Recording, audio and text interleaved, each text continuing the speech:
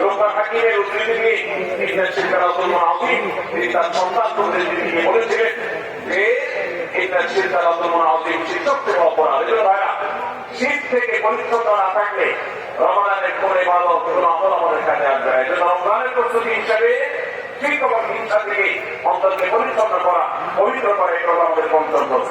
Number 6, বিগত রমজান যেগুলো আমাদের জীবনে এসেছে সেই সমস্ত রমজানে কেন আমার আমলে মদত হয়নি? রমজান আসার আগে নিয়ত করছি কোরআনটা খতম দেবো, কিন্তু দিতে পারি নাই। রমজান আসার আগে নিয়ত করেছিলাম এই বছর একটা তারাবিও মিস করবো না, কিন্তু অনেকগুলো মিস হয়ে গেছে। রমজান আসার আগে নিয়ত করেছিলাম এই বছর রমজান থেকে ধূমপান করা ছেড়ে দেবো, কিন্তু অনেকে থাকতে পারে নাই।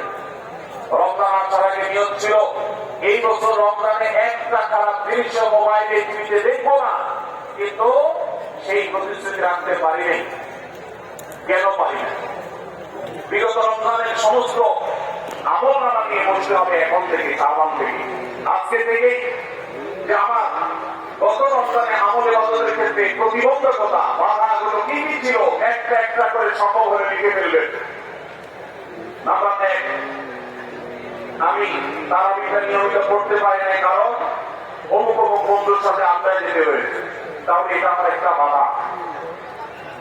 আমি হারাম জিনিস থেকে বেঁচে থাকবো, কিন্তু পারি নাই কেন?